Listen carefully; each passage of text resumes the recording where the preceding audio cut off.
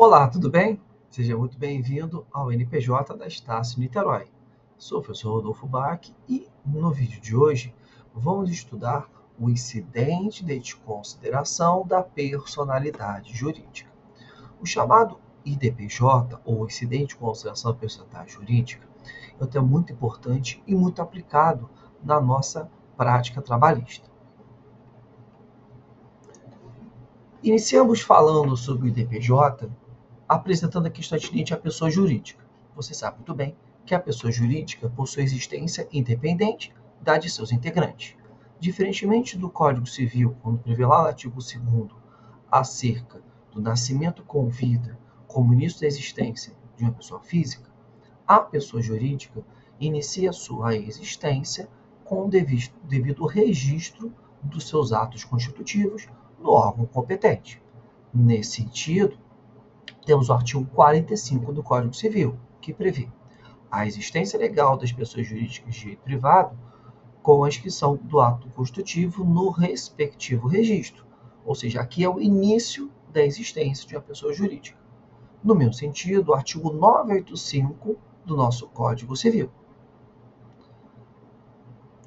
Ocorre que a pessoa jurídica, ainda que possua existência autônoma em relação aos seus integrantes, não pode ser utilizada de forma a ser desviada de suas finalidades, encobrindo assim a prática de atos ilícitos, abusivos ou fraudulentos de seus membros.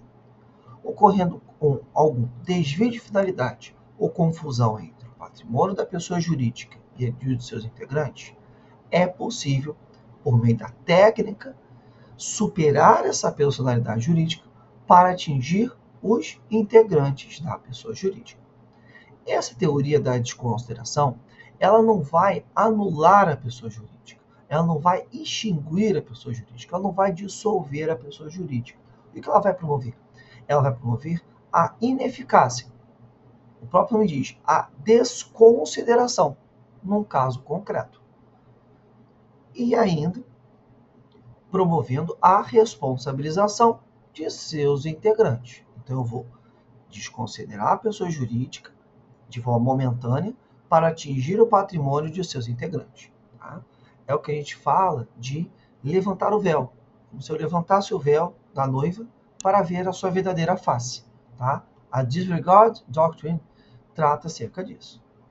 Portanto, a natureza jurídica da desconsideração da pessoa jurídica é autônoma da teoria dos vícios do ato jurídico, referindo-se a uma técnica jurídica específica para a declaração de ineficácia especial da personalidade jurídica apenas para certos aspectos do caso concreto. Teorias. Temos basicamente duas teorias acerca da desconsideração. Temos uma teoria objetiva ou menor e uma teoria subjetiva ou maior. Aqui eu coloquei nesse slide a primeira teoria subjetiva ou teoria maior. Por que teoria maior? Porque para que haja a desconsideração, para a teoria maior, torna-se necessária a existência de abuso da personalidade jurídica, consubstanciado no desvio de finalidade ou pela confusão patrimonial. Recentemente, o Código Civil foi alterado para trazer de forma mais explícita o que são esses conceitos tão subjetivos: desvio de finalidade e confusão patrimonial. Diz o artigo 50, parágrafos 1º e 2º do Código Civil. Parágrafo 1º. Para fins do disposto nesse artigo, desvio de finalidade é a utilização da pessoa jurídica com o propósito de lesar credores e para a prática de atos ilícitos de qualquer natureza. Parágrafo 2º. Entende-se por confusão patrimonial a ausência e separação de fato entre os patrimônios caracterizada por cumprimento repetitivo pela sociedade de obrigações do sócio ou do administrador ou vice-versa. Ou seja, imagina a empresa pagar contas ou obrigações que sejam dos sócios e os sócios pagarem contas e obrigações da pessoa jurídica. 2. Transferência de ativos ou de passivos sem efetivas contraprestações, exceto de valor proporcionalmente insignificante. Aqui, por exemplo, imagina um membro de uma pessoa jurídica transferir o seu patrimônio para a pessoa jurídica, com vistas a esvaziar, ou seja, não ter bens.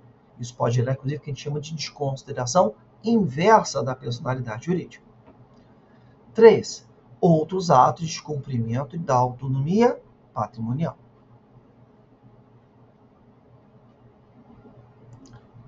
Por outro lado, nós temos a chamada teoria objetiva ou teoria menor. A teoria menor vai dizer o seguinte, até uma pequena correção, se é a teoria maior ali, mas é a teoria menor. Tá? Esse material, inclusive, assim como os outros, vai ser disponibilizado no grupo do EP2 do Microsoft Teams. Tá? Então, a teoria menor, prevista no Código Civil, Código de Defesa do Consumidor, artigo 28, parágrafo 5º, autoriza a realização da desconsideração da personalidade jurídica quando a personalidade jurídica representar obstáculo ao ressarcimento da dívida. Ou seja, aqui, basta que a pessoa jurídica seja obstáculo, impeça o pagamento da dívida. É o artigo 28, parágrafo 5º do CDC. Também poderá ser desconsiderada a pessoa jurídica sempre que a sua personalidade for, de alguma forma, obstáculo ao ressarcimento de prejuízos causados aos consumidores. Na jurisprudência trabalhista, especialmente do Tribunal Superior do Trabalho, prevalece o entendimento que deve ser adotada a teoria menor, tá? Em detrimento da teoria maior. Então, a teoria menor está no artigo 28, parágrafo 5º do Código de Defesa do Consumidor. Tá? Essa teoria é a que prevalece na jurisprudência do Tribunal Superior do Trabalho. Só faço um pequeno destaque que, dentro da jurisprudência do Tribunal Superior do Trabalho, nós temos a 8ª turma do TST, que é a única dentro das turmas do Tribunal Superior do Trabalho que entende pela adoção da teoria maior do artigo 50 do Código Civil. Apenas a 8ª turma do TST. O TST são 8 turmas. Desculpe, do TST são 8 turmas. Das 8 turmas, nós temos apenas a 8ª turma entendendo pela teoria maior. Todas as outras 7ª turmas do TST entendem pela teoria menor. Então, a 8ª turma aplica artigo 50 do Código Civil, desvio de finalidade e confusão patrimonial. Já as outras 7 turmas entendem pela adoção da teoria menor, quando a pessoa jurídica for obstáculo ao pagamento da dívida, aplicando por analogia, conforme está na tela, a teoria menor do artigo 28, parágrafo 5º do Código de Defesa do Consumidor. E aí coloquei para você, na sequência, a desconsideração de forma procedimental. Nós temos que analisar rapidamente aqui os dispositivos do Código de Processo Civil. O Código de Processo Civil, artigo 183 ao 187, trouxeram para nós a questão da desconsideração. Essa desconsideração vai ser aplicável com esse procedimento ao processo de trabalho com algumas nuances. Tá? A gente vai ver isso agora. Tá? Eu peço que você, comigo, abra lá o Código de Processo Civil. Diz o nosso CPC, artigo 133. Meu CPC aberto, diz lá o 133. O incidente de constatação da pessoa na jurídica será instaurado a pedido da parte do Ministério Público quando ele coopera e intervir no processo. Então, quem pode dar início ao procedimento? A parte, no caso, o autor da ação, o exequente, e o Ministério Público, na hipótese de órgão fiscalizatório ou custos legis, tá? Ou fiscal da ordem jurídica. Parágrafo 1º. O pedido de desconsideração da personalidade jurídica observará os pressupostos vistos em lei. É a questão da adoção da teoria maior, do artigo 50 do Código Civil, e da teoria menor, do artigo 28, parágrafo 5º do Código de Defesa do Consumidor. Que nós vimos que a jurisprudência trabalhista aplica majoritariamente por analogia. Parágrafo 2º. Aplica-se o disposto nesse capítulo a hipótese de desconsideração inversa da personalidade jurídica. Ou seja, nós também aplicamos esse procedimento para desconsideração inversa, em que a partir do patrimônio, a partir do sócio, eu vou atingir a pessoa jurídica. Artigo 134. O incidente de consideração é cabível em todas as fases do processo de conhecimento, no cumprimento de sentença e na execução fundada em título executivo extrajudicial. Então, eu aplico esse procedimento no conhecimento, cumprimento de sentença e na execução fundada em título executivo extrajudicial. Parágrafo 1º. A instauração do incidente será imediatamente comunicada ao distribuidor para as denotações devidas, quando fizer presente na fase de conhecimento. Parágrafo 2º. Dispensa a instauração do incidente se a desconsideração da personalidade jurídica foi requerida na petição inicial, em hipótese que será citado o sócio ou a pessoa jurídica. Aqui é o que é muito comum na prática, eu fazer o quê? A desconsideração já na exordial. Eu tenho uma empresa que eu sei que não vai pagar o meu processo lá na execução, então o que eu faço? Eu já faço a desconsideração. É possível, Adolfo? Claro que é possível. Mas e aí? Se eu falo que é possível, eu já peço na inicial? Sim. Você lá na petição inicial já vai pedir a desconsideração. Vai pedir para citar a empresa e já vai fazer um tópico dentro da causa de pedir, falando, ó, quero desconsiderar, já incluindo os sócios. Quem vão ser os réus? A sociedade empresária e os sócios da sociedade empresária. E aí você vai adotar, pelo exequente, pretenso exequente ou autor da ação, a teoria menor, porque ela é mais rápida, ela é mais viável para a desconsideração. Diz ainda o nosso 134, agora parágrafo 3º. A instauração do incidente suspenderá o processo, salvo na hipótese do parágrafo 2º. Então, o efeito principal da desconsideração é suspender o processo.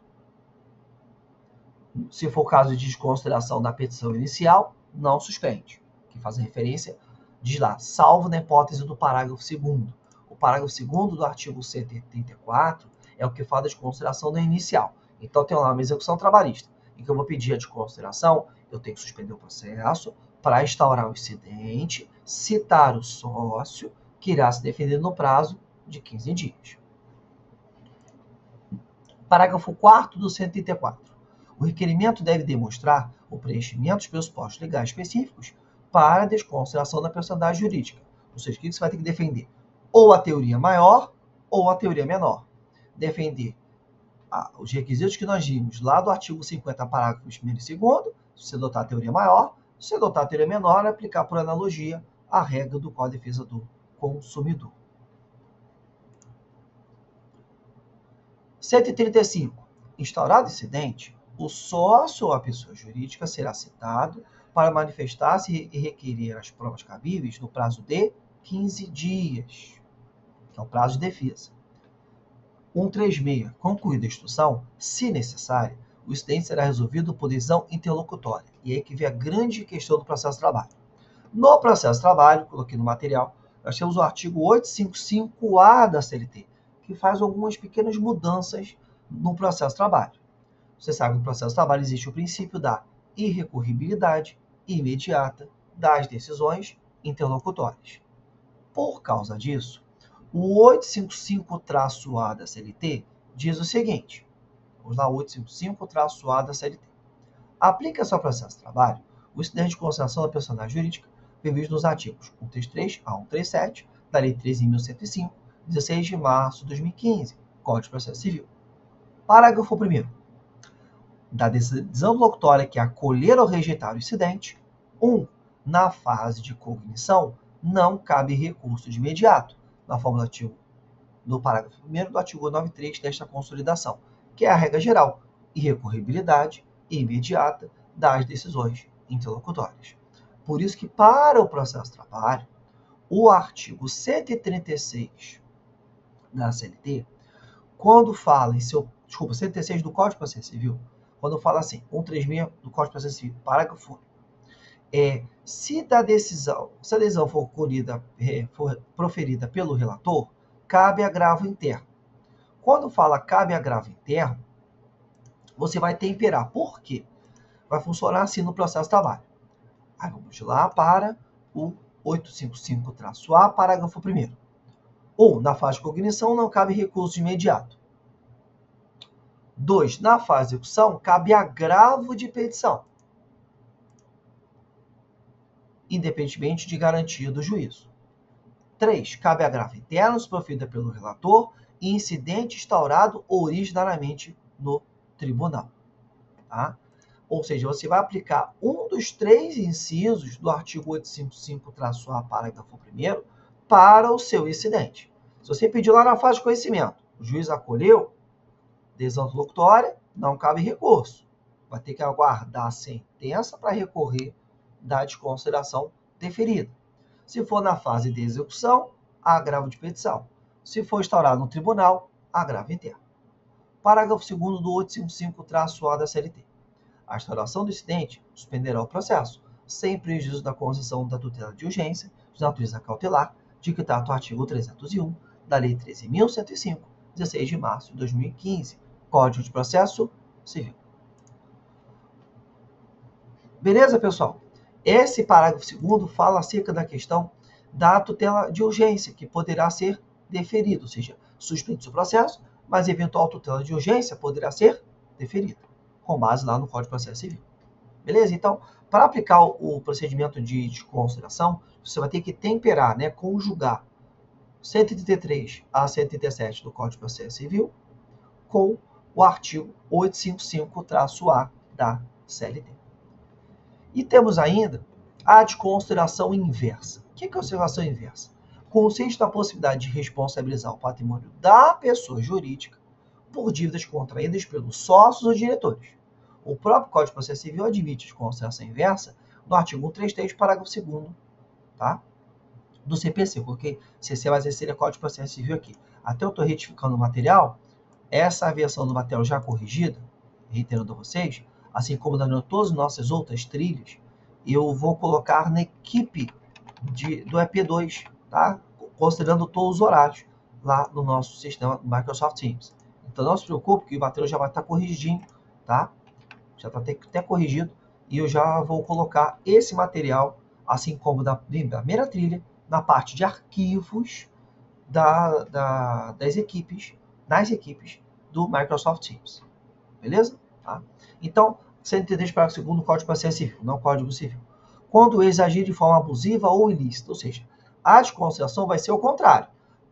É como se levantasse, né, o véu da noiva para ver a sua face, atingindo o patrimônio do sócio. Aqui é o contrário.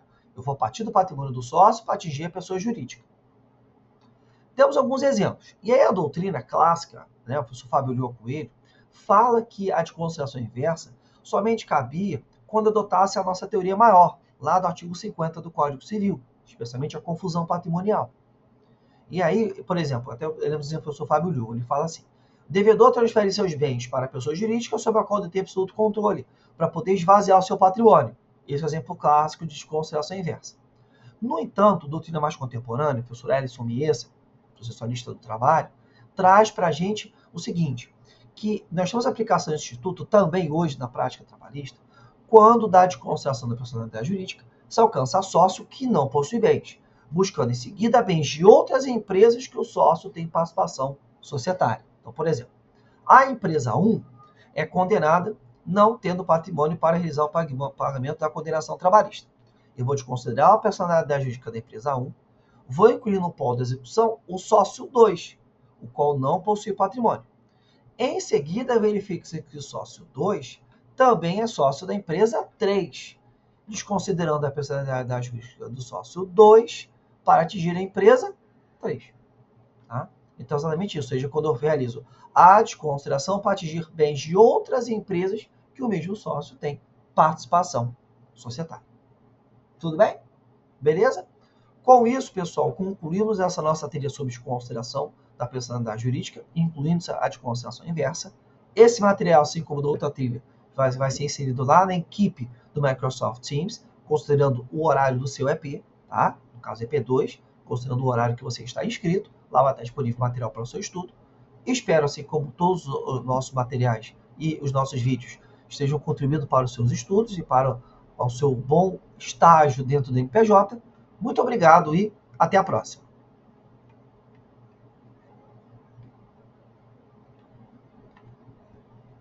Tchau, tchau.